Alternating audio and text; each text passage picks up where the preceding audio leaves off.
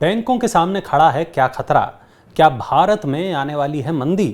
कितनी बढ़ेगी इस साल आपकी सैलरी? एनपीएस में हुआ क्या नया बदलाव? जानेंगे तमाम सवालों के जवाब आज के मनी टाइम में। नमस्कार, मैं हूं वरुण। स्वागत है आपका पर्सनल फाइनेंस के prime time show money time में।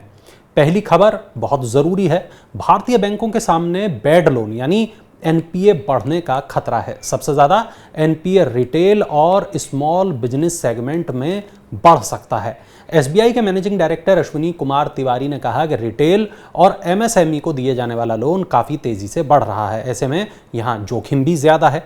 आरबीआई की फाइनेंशियल स्टेबिलिटी रिपोर्ट के मुताबिक सितंबर 2022 में स्मॉल बिजनेस के लिए बैड लोन रेशियो 7.7% है। क्रिसिल रेटिंग्स के मुताबिक मार्च 2024 तक एसएमई का ग्रॉस एनपीए रेशियो बढ़कर 10 से 11% हो सकता है। चालू वित्त वर्ष की अक्टूबर दिसंबर तिमाही में एक्सपोर्ट, जीएसटी कलेक्शन, पीएमआई जैसे महत्वपूर्ण आंकड़े दे रहे हैं मंदी का संकेत। वित्त मंत्रालय ने अपने मासिक आर्थिक समीक्षा में कहा है कि मौद्रिक नीति को कड़ा किए जाने से वैश्विक मांग पर प्रतिकूल असर दिखना शुरू हो गया है। ये स्थिति 2023 में भी जारी रह सकती है। विभिन्न वैश्विक रेटिंग एजेंसियों ने भी वैश्विक वृद्धि में गिरावट की आशंका व्यक्त की है, जताई है। इस साल सैलरी में होने वाले इंक्रीमेंट में आ सकती है मामूली गिरावट। Global profession service company AON ने 2023 में औसत सैलरी 10.3% बढ़ने का अनुमान जताया है। पिछले साल यानी 2022 में औसत रूप से 10.6% इंक्रीमेंट हुआ था सैलरी में। इस साल टेक्नोलॉजी सेक्टर में सबसे ज्यादा औसत 10.8% वेतन वृद्धि होने का अनुमान है, जबकि रिटेल सेक्टर में 9.7% ही सैलरी बढ़ेगी। आईसीआईसीआई बैंक ने 2 करोड़ से ज्यादा और 5 करोड़ से कम वाली बल्क एफडी पर ब्याज दर बढ़ाने की घोषणा की है। 7 दिन से लेकर 10 साल वाली एफडी पर अब बैंक ग्राहकों को 4.75% से लेकर 6.75% ब्याज देगा।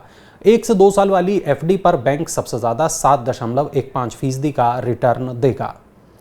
सारस्वत बैंक ने टैगिट के साथ साझेदारी की है। इसके तहत बैंक अपने रिटेल और कारपोरेट ग्राहकों को ओमनी चैनल डिजिटल बैंकिंग समाधान उपलब्ध कराएगा। बैंक सुरक्षित तरीके से डिजिटल सर्विस पेश कर उपभोक्ताओं के अनुभव को बेहतर बनाने के लिए टैगिट के मोबिक्स डिजिटल बैंकिंग प्लेटफॉर्म का इस्तेमाल करेगा, उपयोग करेगा। नीवा बूपा हेल्थ इंश्योरेंस ने रीएश्योर 2.0 के नाम से एक नई हेल्थ इंश्योरेंस पॉलिसी लॉन्च की है, जो एकदम नए फीचर्स के साथ आएगी। इसमें अर्जित किए गए हेल्थ पॉइंट के आधार पर पॉलिसी रिन्यूअल प्रीमियम पर 30% तक का डिस्काउंट दिया जाएगा। इसमें किसी भी अस्पताल में रूम रेंट की कोई सीमा नहीं होगी।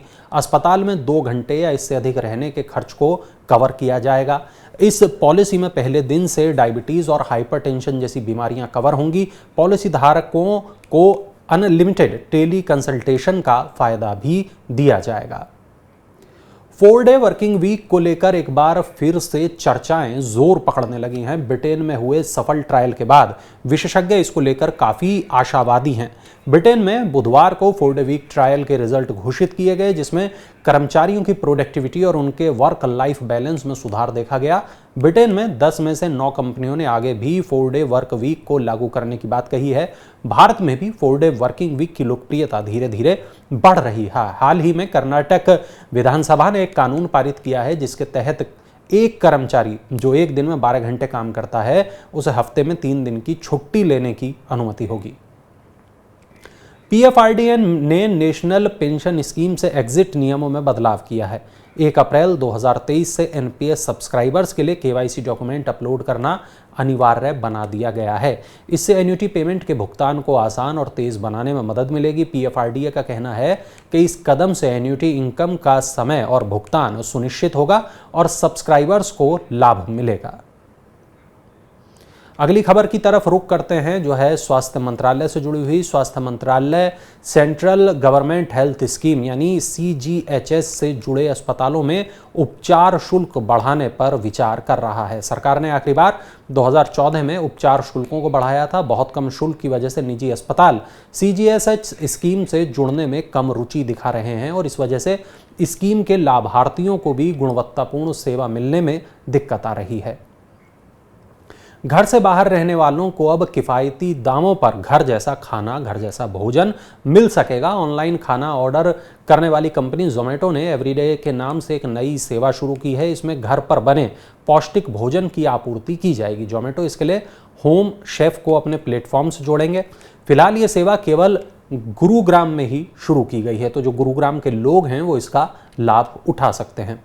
इस बार गर्मियों में बिजली के दाम बहुत ज़्यादा बढ़ सकते हैं। अधिक लागत वाली बिजली उत्पादन कंपनियों को बाजार में महंगी बिजली बेचने की अनुमति मिल गई है। ये कंपनियां 50 रुपये प्रति यूनिट पर एनर्जी एक्सचेंज पर बिजली बेच सकेंगे। केंद्रीय बिजली नियामक आयोग ने गर्मी में बिजली की पर्याप्त आपूर्ति सुनिश्चित करने के लिए ये मंजूरी दी है।